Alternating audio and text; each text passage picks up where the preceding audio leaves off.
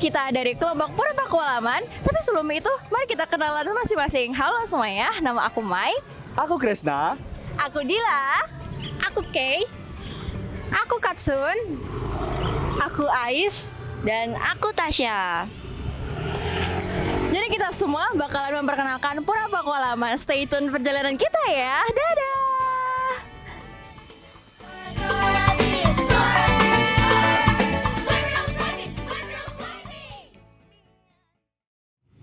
Oke semuanya, kita saat ini berada di kawasan Pura Pakualaman. Pura Pakualaman sendiri merupakan bangunan bersejarah yang cukup terkenal di kalangan masyarakat kota Yogyakarta.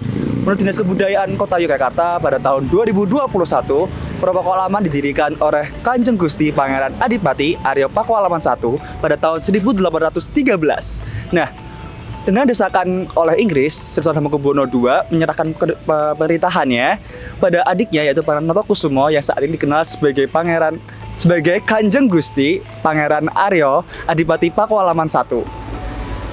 Ya, dan juga pada saat itu Pura Pakualaman digunakan sebagai pusat pemerintahan dan pusat kediaman dari Adipati loh. Nah, tapi gak hanya itu aja. Di wilayah Pura Pakualaman ini terdapat Masjid Besar Pakualaman yang digunakan sebagai salah satu sarana religiusnya si raja tuh.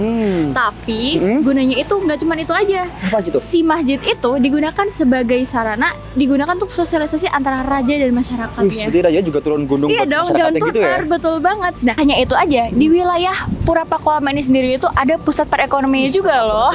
Iya, lengkap banget kan? Nah, salah satu namanya itu adalah Pasar Tanjung. Pasar Tanjung. Aku yang anak Akamsi aja kayak kurang Gak tahu familiar gitu asing sih. ya, Iya. karena memang sekarang dinamai Pasar Sentul tuh. Pasar Sentul. Iya, Pasar Sentul. Dan teman-teman, kalau misalnya teman-teman mau masuk ke Pura Pakualaman lewat arah selatan, kalian bisa melewati gerbang utama. Salah satunya adalah gerbang ini nih, gerbang utama dari arah selatan. Nah, untuk lengkapnya, untuk seperti arsitektur, interior, kalian bisa melihat footage setelah ini ya.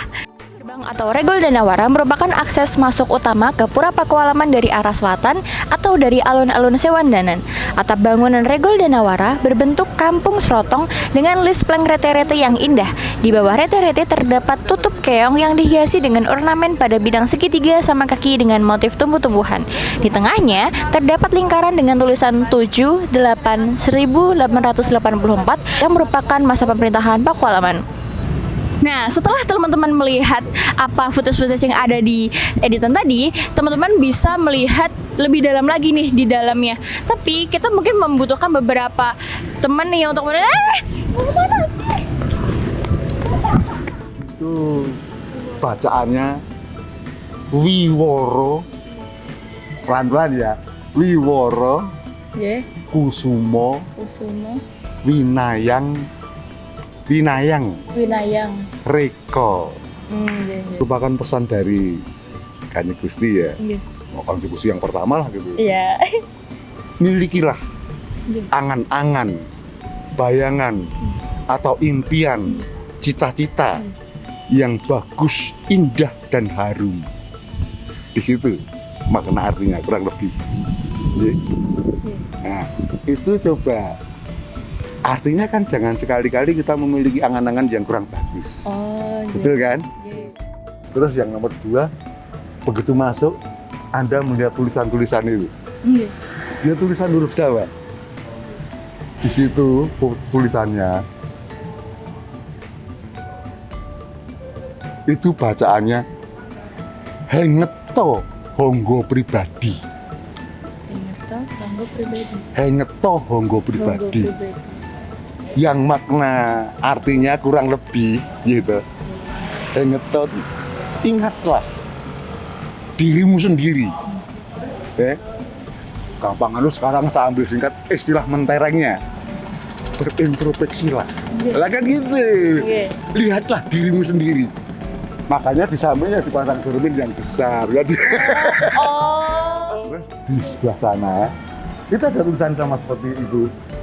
Tapi beda, tulisannya beda, tulisan Jawa. Di situ beda kayak itu ya. Ini tulisannya dibaca itu Guno Titi Purun. Nah gitu, Guno Titi Purun.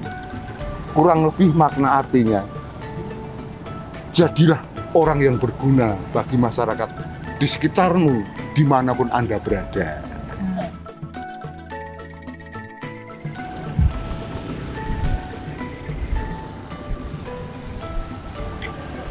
Oke guys, jadi setelah melewati Regol Donoworo, kita dapat melihat taman yang cukup luas dan dapat menambahkan kesan agung kepada Pendopo Sewatomo. Jadi taman ini memiliki bentuk segitiga dengan taman berbentuk bulat di tengahnya dan memiliki patung Ganesha.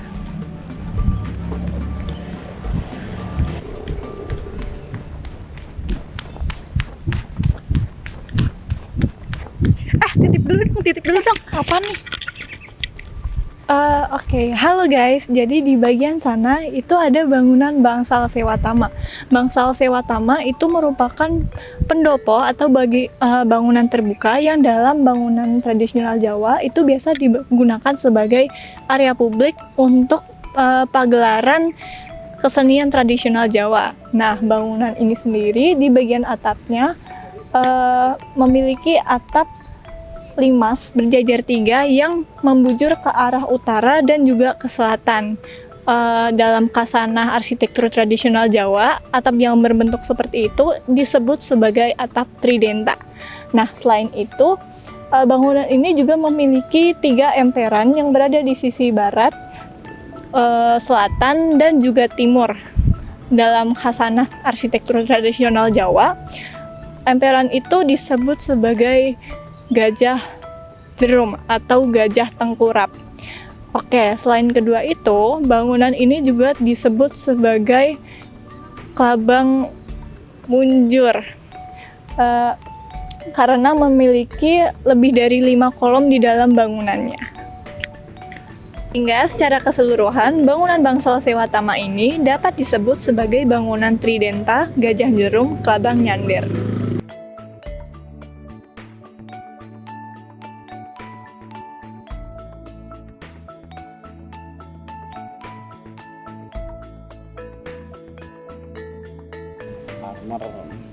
Kalau gentengnya tuh sirap.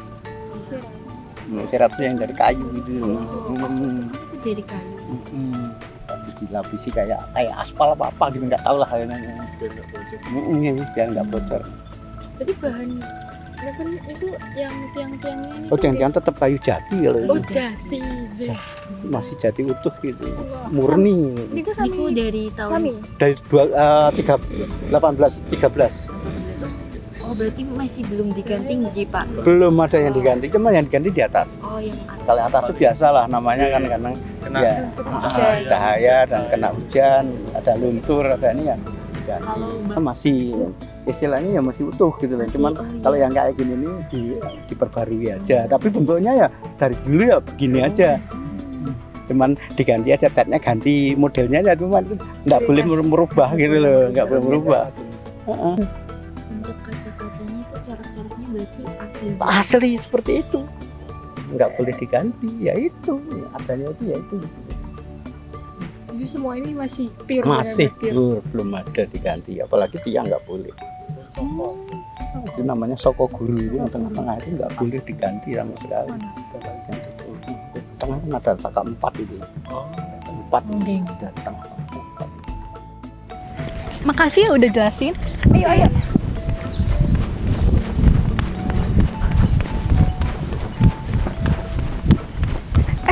Titip lagi. Apa ini? Oke. Nah, kali ini kita berada di Gedung Purworetno. Gedung Purworetno ini berada di sebelah timur Bangsal Sewatama. Nah, pada Gedung Purworetno ini dibangun pada masa Paku Alam yang ke-7 dan dibantu oleh Paku Buwono yang ke-10 sebagai mertuanya. Di Gedung Purworetno inilah Paku Buwono yang ke-10 tinggal apabila sedang berkunjung ke Puro Pakualaman. Bangunan Gedung Purworetno ini dihiasi dengan ukiran-ukiran kayu tembus pandang atau kerawangan. Kemudian motif ornamen yang lengkung-lengkung dan sangat dipengaruhi oleh arsitektur Islam dan dari daerah Timur Tengah. Sebelum lanjut ke Pura Pakualam, kita beralih dulu ke Masjid Besar Pakualam. Masjid Besar Pakualam terletak di sisi sebelah barat dari Pura Pakualaman. Masjid ini didirikan pada tahun 1850 pada masa pemerintahan Paku Alam II. Kenapa sih Masjid Besar Paku Alam terletak di sisi sebelah barat? Hal ini menggambarkan filosofi dari Hasta Brata, di mana sebelah barat menggambarkan kebaikan, ibadah, dan juga pahala. Dan arsitektur dari Masjid Besar Paku Alam menggambarkan antara corak perpaduan tradisional Jawa, Hindu, dan juga Islam. Selanjutnya, makna yang terkandung dari ventilasi yang berbentuk rumah lebah berwarna kuning memiliki maksud agar seorang muslim dalam kehidupannya mencari penghidupan dengan jalan yang baik, yaitu menyerap sari-sari bunga yang manis dan mengeluarkan perbuatan yang manis, seperti madu dengan kemanfaatan yang begitu besar bagi manusia lain. Selanjutnya, filosofi dari gerbang depan Masjid Paku Alaman bisa kita tinjau.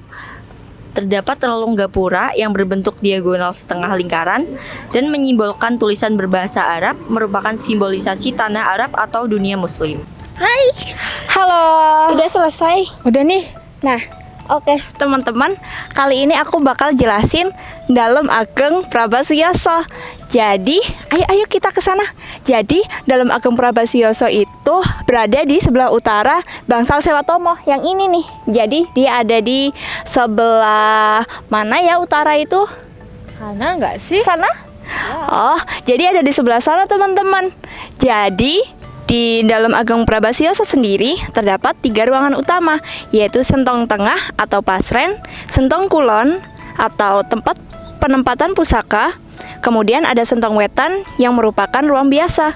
Selain itu juga terdapat kamar tidur atau pasarean dari Paku Alam yang terletak di sebelah utara kamar Cina dan kamar busana di sebelah utara Gedong Srikaya. Nah, di sisi barat Dalem Ageng Prabasioso sendiri terdapat ruang untuk santai atau berangin-angin, dan di sisi timur terdapat ruang yang merupakan ruang makan Paku Alam. Nah, teman-teman, sebelum dirubah menjadi bentuk yang sekarang antara Dalem Ageng Prabasioso dengan Bangsal Sewatama, terdapat ruang yang bernama Madya Panganti. Namun saat ini Madya Panganti ini sudah tidak lagi ada karena bangunan Dalem Ageng Prabasioso dengan Bangsal Sewatama telah disatukan. Kemungkinan besar keberadaan ruang yang disebut Madya Panganti berada di bawah atap limasan yang menghubungkan Dalem Ageng Prabasioso dengan Bangsal Sewatama, yaitu ruangan di sebelah utara pasarean dan kamar busana. Nah, Dalem Ageng Prabasioso ini diapit oleh 2 bangunan, yaitu Gandok Wetan dan Gandok Kulon. Dulu Gandok Wetan itu merupakan tempat yang ditinggali oleh permaisuri Paku Alam, dan Gandok Kulon merupakan tempat yang digunakan oleh para putra menantu. Dalem Ageng Prabasioso beratap joglo dan dikelilingi oleh atap limasan. Joglo dari Dalem Ageng Prabasioso adalah joglo lambang gantung. Hal ini terlihat dari adanya renggangan antara atap runjung dengan atap penanggap. Renggangan tersebut dibuat dengan menggunakan saka bentung untuk menahan balok penanggap di 4 sudutnya. Nah, jadi teman-teman, itu tadi pengertian dan penjelasan mengenai Dalem Ageng Prabasioso. Sudah paham kan?